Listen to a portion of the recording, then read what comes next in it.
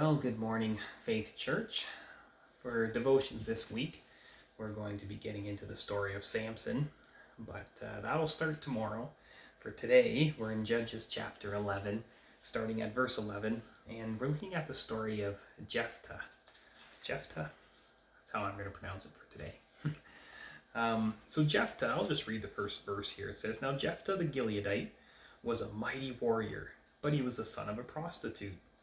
Gilead was the father of Jephtah, and Gilead's wife had bore him sons as well. And when his wife's sons grew up, they drove Jephtah out and said to him, 'You shall not have inheritance in our father's house.' So Jephtah fled and lived in the land of Tob." So here we have the book of Judges, all about judges of Israel. This period, they've entered the promised land, but they're still, they don't have a king yet. This is before King Saul and King David. And so they're possessing the land, but there's still these other tribes around. They haven't fully taken it over yet, fully conquered it. And it's this time where they, just like we read during all the Genesis through Deuteronomy, that God has said, obey my commands, the 10 Commandments. Don't worship idols, don't go after other gods, obey my commands and I will bless you. And so through the book of Judges, we see this up and down, this repeat of them following God, worshiping God, and then falling back into idols, and then one of these other nations coming in and oppressing them for years, and then they fight back, and then they turn back to God, and then it just goes around in this cycle. And this whole time, they're being led by judges. And so here we have the next judge in this line that we'll read about here, Jephtah. So this time it was the Ammonites. So I'll just kind of paraphrase here. So what happens is the Ammonites start to come against Israel and oppress them. And so the Gileadites, they remember here, they need someone to lead their army. And Jephtah was a mighty warrior. And so they go back and they find him and they say, "Come back and be our leader." And it's kind of funny. He's like, "Really? I wasn't good enough for you before, and now when you need me, you're going to come and find me." So they do, and he agrees, and he said, "If you will make me your head of your tribe, and if I can defeat the Ammonites, then I'll accept, and I'll be the judge of Israel." And so they agree, and so he comes and he's the head of the army, and so he sends messages to the king of the Ammonites and says, "Why do you want to fight?" And the king of the Ammonites says, "Well, it's because this was supposed to be our land and you took it from us, and it's rightful or ours, and so give it back or else we're going to go to war." And so Jephtah, first we see his skill as a leader. He explains, he says, actually what happened was when the Israelites came out of Egypt, they came to the land and they asked for safe passage. And this is 300 years ago, and the Ammonites said no. And they wouldn't give them, and they actually came, the king of Sihon came and said he would fight against the Israelites, and he tried, and Israel defeated them. So he said, you picked a fight with us, basically, way back then, and then we took your land after you lost. And then he also brought up, you can see his faith in God, because he says, back then, your God was who led you in the war. And so he said, and our God gave us this land. If your God wanted you to have it, then your God would have given you the land, but he didn't. You lost, so we won. So no, you can't have the land. It's ours. But of course that's not good enough for the king of Ammon, and so the Ammonites are gonna say they're gonna go to war with Jephtah in Israel. So Jephtah, it says here in verse 29. The Spirit of the Lord was upon Jephtah, and he passed through Gilead and Manasseh, and passed on to Mizpah, and he passed on to the Ammonites. Verse 30, and Jephtah made a vow to the Lord, and said, "If you will give me the Ammonites into my hand, then whatever comes out of the doors of my house to meet me, when I return in peace from the Ammonites, shall be the Lord's, and I will offer it up for a burnt offering." So he crossed over to the Ammonites to fight against them, and the Lord gave them into his hand. So here we have, Jephtah, he's going to go to war, and he makes this vow to God. Now, he didn't have to do that, and so why he made the vow, I don't know, but kind of bargaining with God Do we ever do that? Do we ever bargain with God?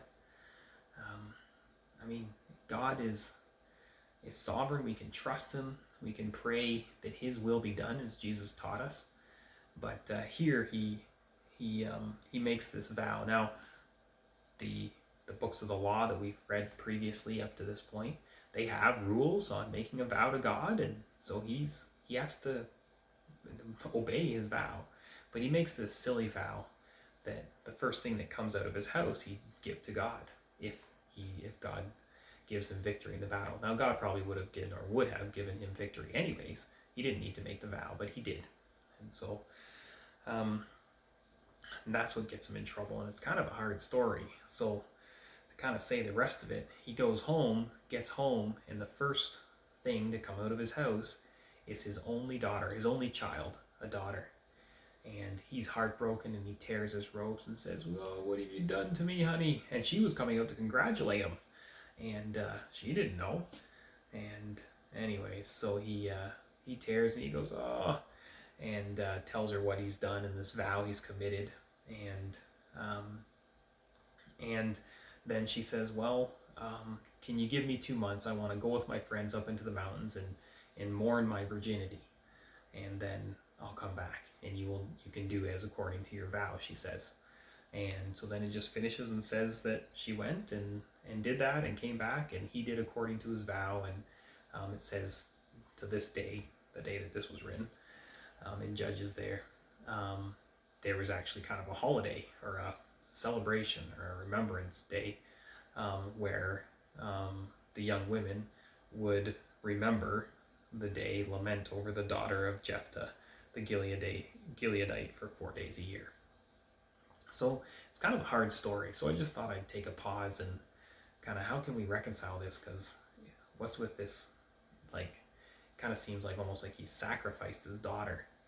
And so one of the ways that we can understand this is that verse 31, where he makes the vow and says, "Then whatever comes out from the doors of my house to meet me when I return from the Ammonites shall be the Lord's." And in most of our translations it says "and," but that word there in Hebrew can be either "and" or the word "or." So, "or I will offer it up for a burnt offering." So most likely, if someone was going to make a vow like this, I remember this from Africa, your animals would live with you in your compound. So there's chickens and goats and everything running around. So he probably expected the first thing out of his compound when he came back would be a chicken or a goat or a cow or something, and that's what he would have sacrificed. So here, if it was "or," then if it was a person, then they would be dedicated to God, right?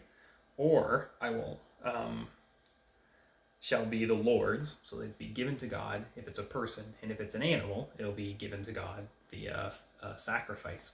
And if we think about it, that kind of makes sense with the rest of the story, because if she was going to be given to the Lord's service to go work in the tabernacle or work for the priest, kind of like Samuel would, then it kind of makes sense that she would mourn her virginity. She'd never have a chance to get married or have kids, because she was now going to be dedicated to work at the tabernacle. So that kind of makes sense. And also, for the rest of it, it never actually says anywhere that he sacrificed her or killed her. It just says that he obeyed his vow. And so, and just one of those difficult passages.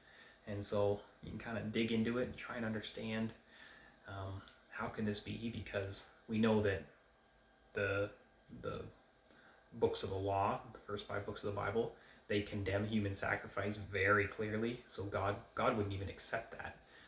We see other examples like Isaac, or Saul had made a silly vow like that as well, and his army wouldn't even let him fulfill his, because they said you can't sacrifice your son Jonathan. So there's other examples where we've seen where God wouldn't allow it, and so I think we can be fairly safe to say he probably wouldn't allow it here as well. It wouldn't please him.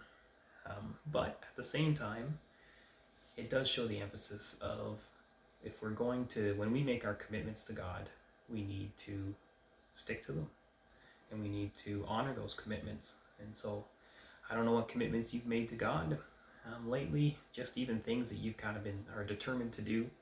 And so this can be an encouragement to us to follow through with the commitments we've made to God. Maybe it's devotions in the morning, or praying with your spouse, or whatever it is.